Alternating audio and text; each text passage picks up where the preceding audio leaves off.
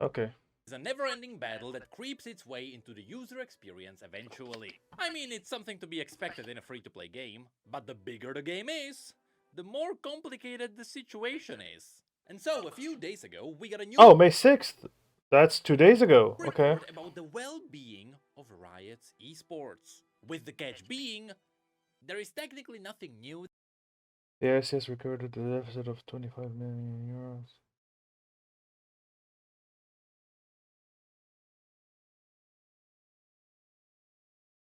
Okay, so they're losing money. Okay. Um, I mean, it's to be expected, honestly. Uh, so I want to point out something. Few things actually.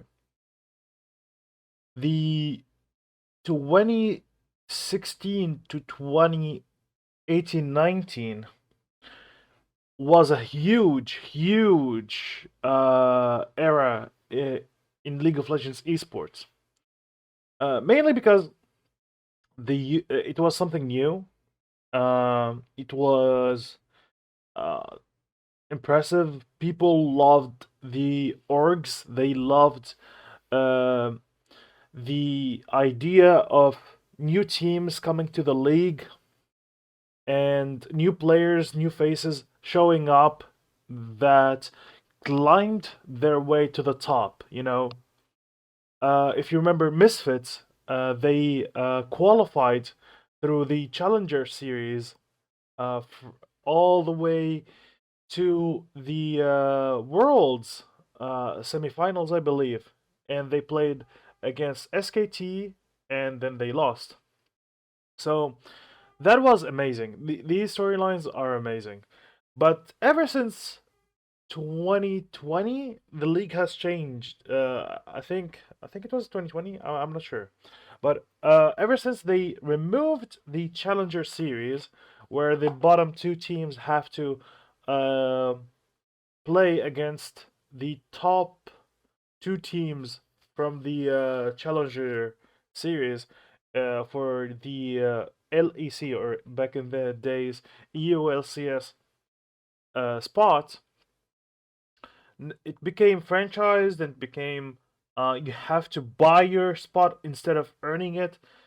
What does this mean? Okay, well, it means more money, yeah, like for the players and the orgs and whatever, you know. Uh, but it means less talent. It means more comfortable salaries and less new faces. Now, I don't know if you have noticed this, but how often do you see new players in EU or NA? It's always like it's just like the chairs get shuffled, you know. The chairs get shuffled around and nothing new changes, nothing new happens.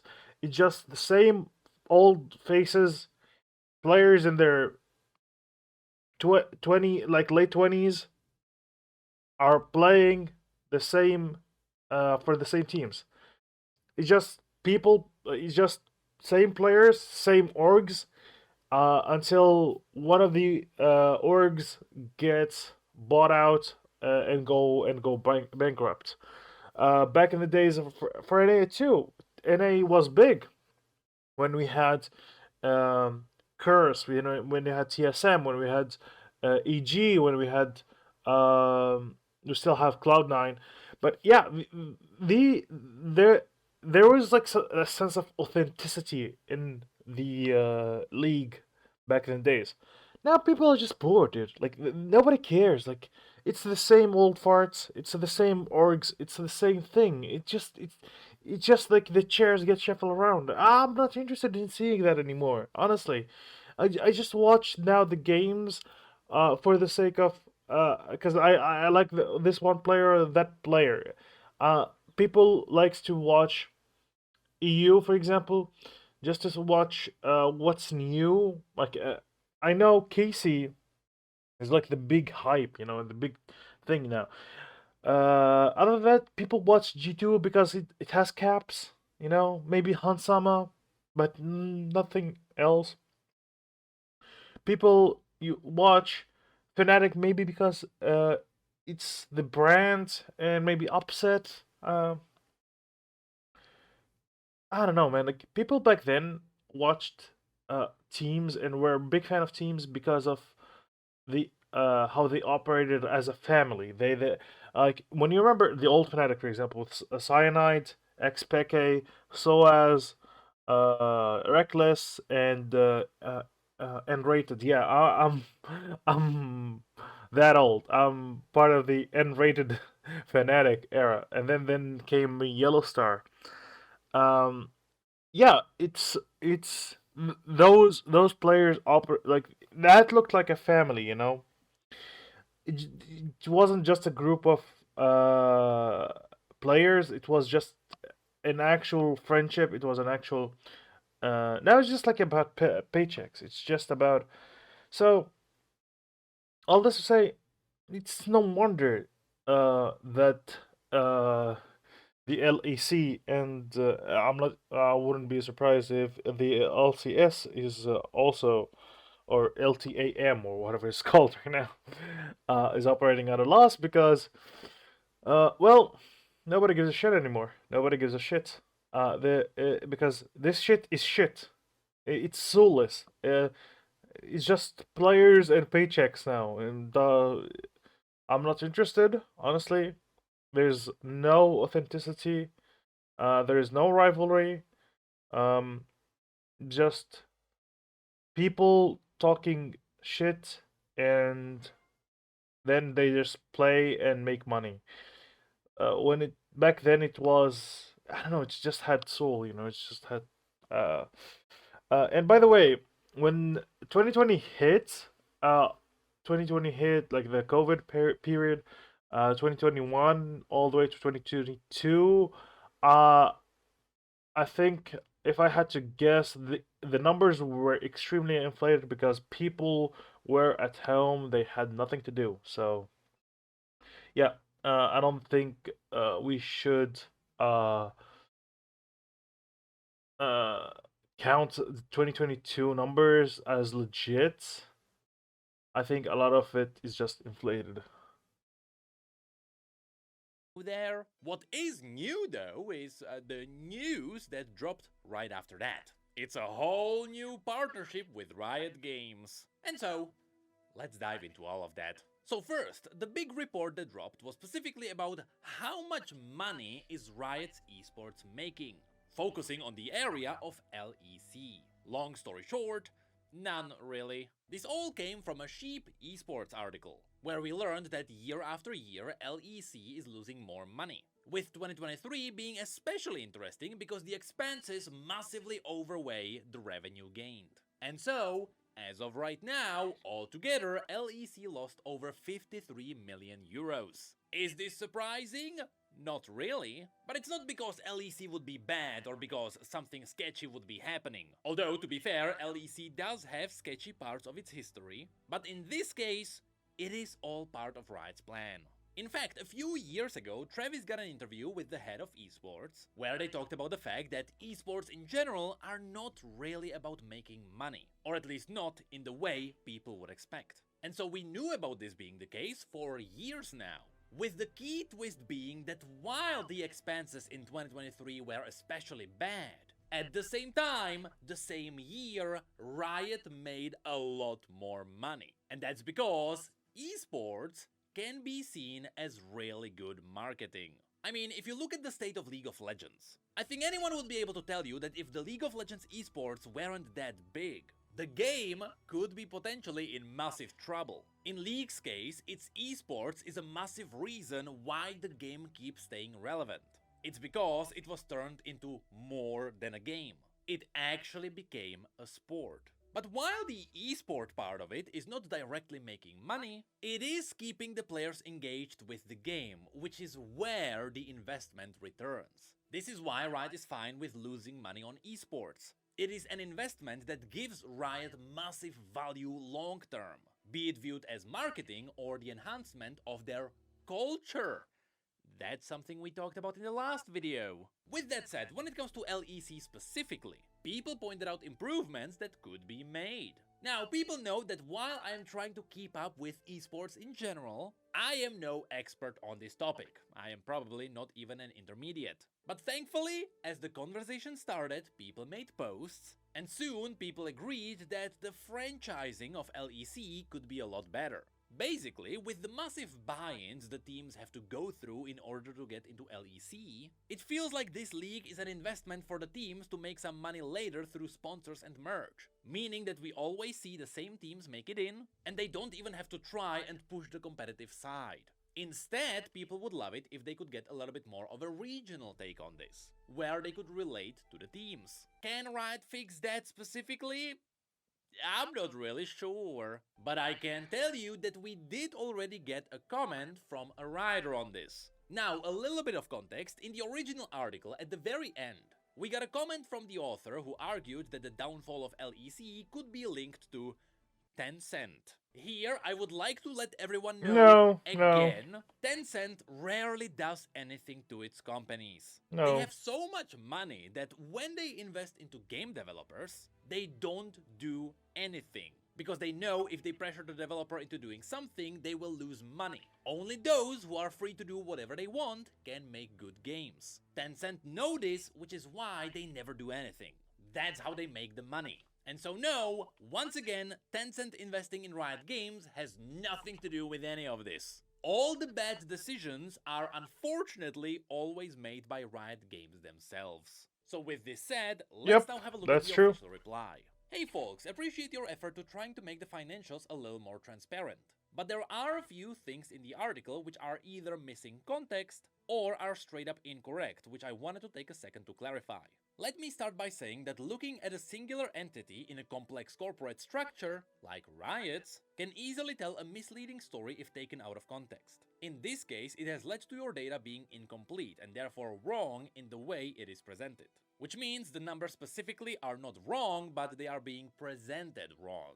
A few corrections on the depiction of Tencent. This is why I gave you the context on Tencent. Tencent has never asked us for dividends, and we have never given them any. Tencent does not tell us how to operate our business, and we are not under pressure to Yep, make that's esports true. profitable. That is not at all how we approach it. Basically, if Riot is losing money, it's because of Riot. It is not Tencent's fault. Tencent is actually a really great company.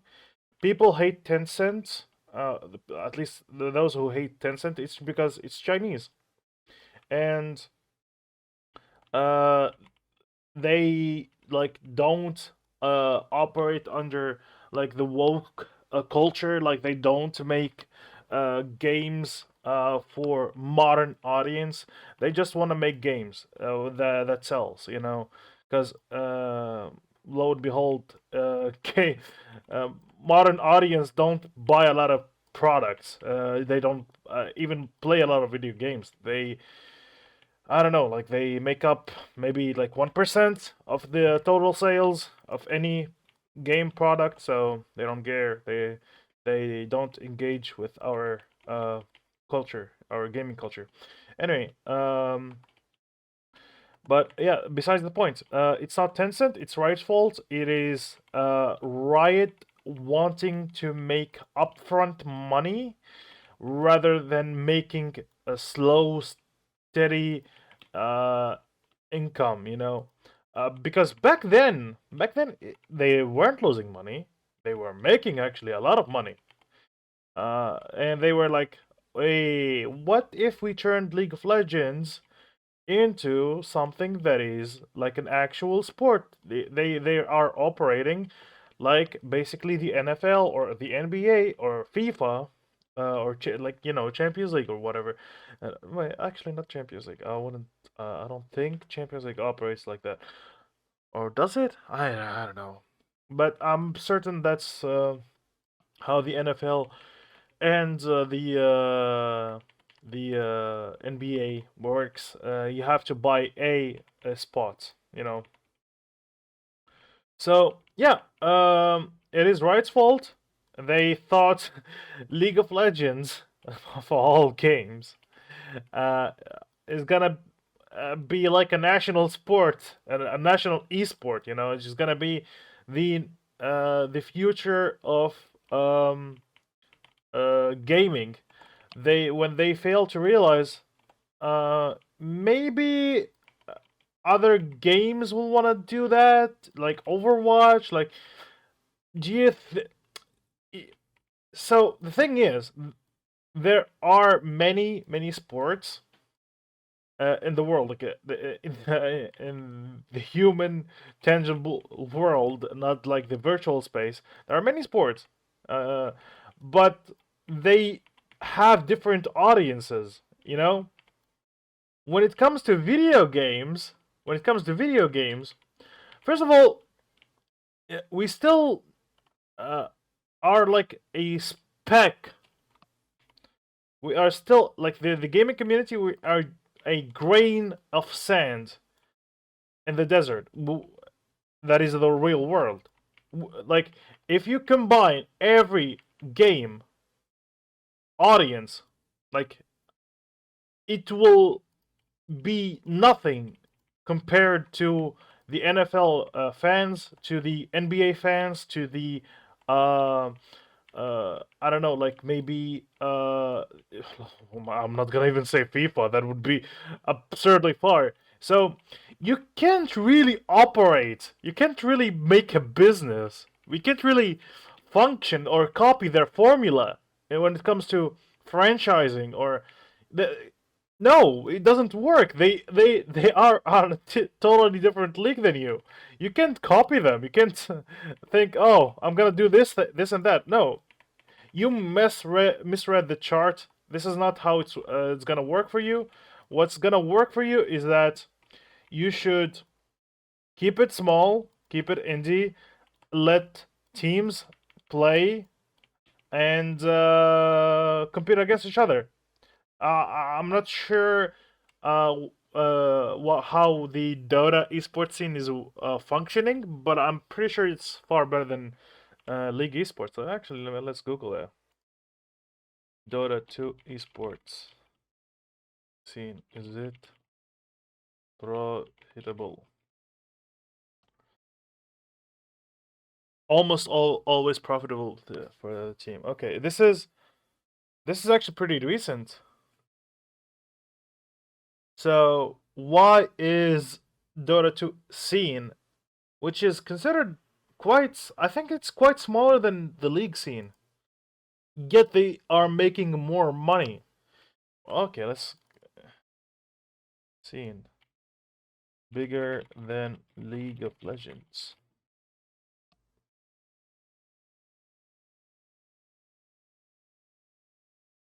Okay, so Dota 2 is the first, is topping the league when it comes to audience engagement by 6.5%. So, like, basically 30% of your community is only watching your esports. No, it's not time for franchising, my dude. It's time to let esport be natural. Don't try to control it too much. Let people compete against each other. Don't manipulate salaries, or just put a prize pool, organize the tournament, and let things be things. Just don't force your hand too much. Otherwise, it will look unnatural. Otherwise, people will get bored. Otherwise, people will see the same old farts playing against each other. And these old farts are, most of them are getting comfortable. Because they like the monthly paychecks. They don't even have to try too hard. Um, as you can see, especially from international competition, when you get stomped by Asian teams, because these people are actually people with ambitions. The paychecks come second. When Because the glory of the trophy comes first. And as you can see, Faker, for example, is one of the richest, if not the richest, esports player in the world, because that guy is taking trophies. That guy's ambition was and still is having trophies.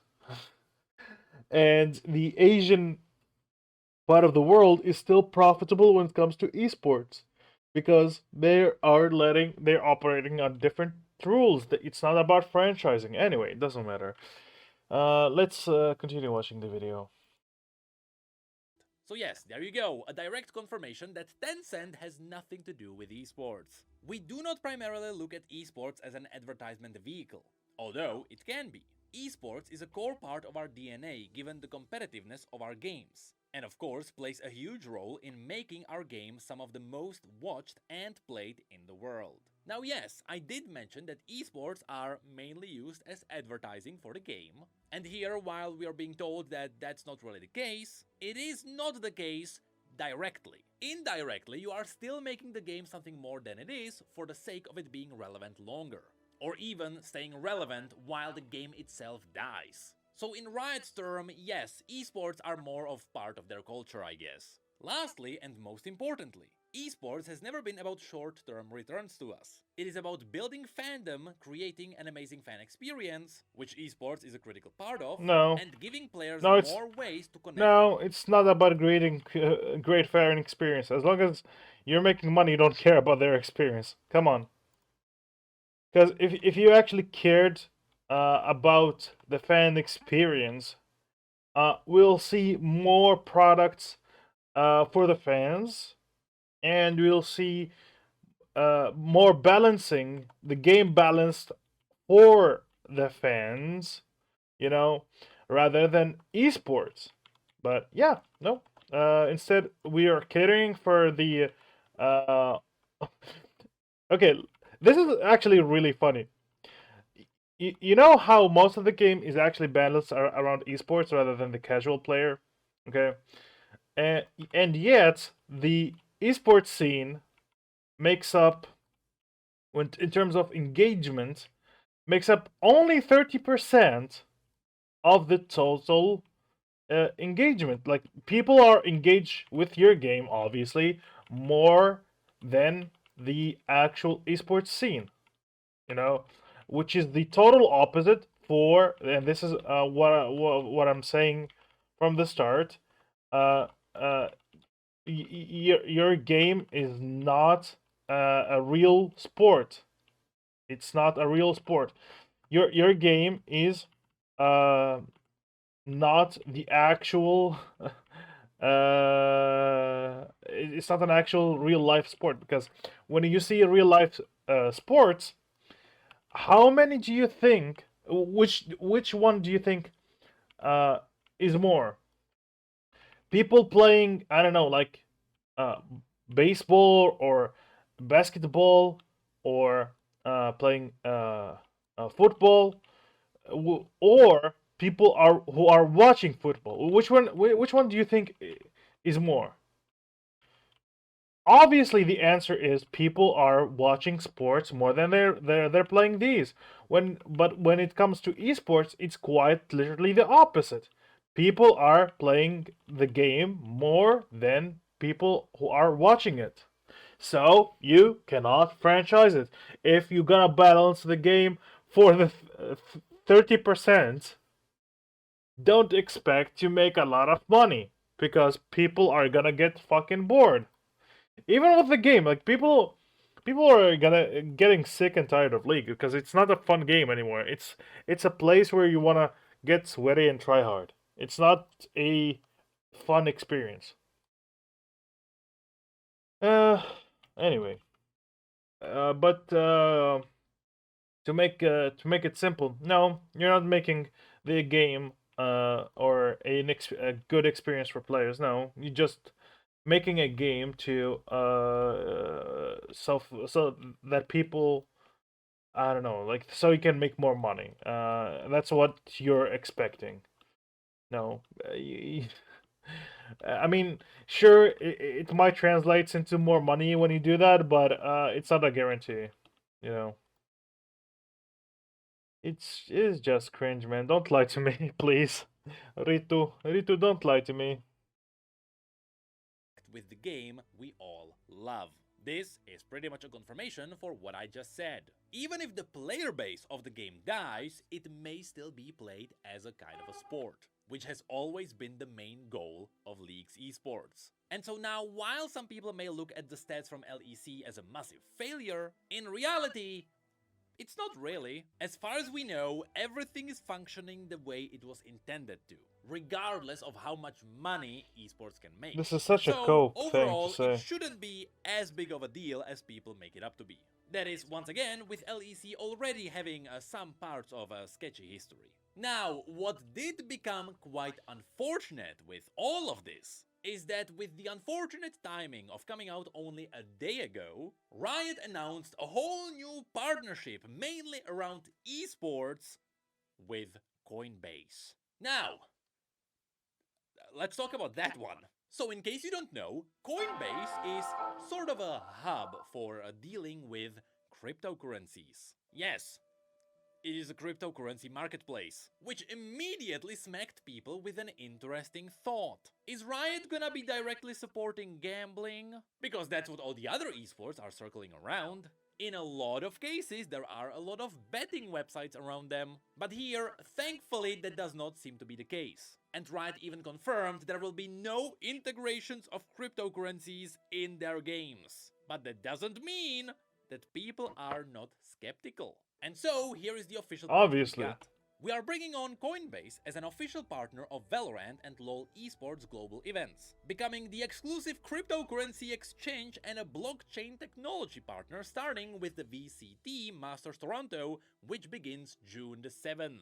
I am pretty sure this part had like 7 red flags in the form of sketchy words. Just connecting League of Legends and a blockchain is scary. Coinbase will contribute a number of fan-facing enhancements including custom segments, event activations, hospitality promotions, and giveaways for Valorant and LoL esports fan, all to be integrated in future events.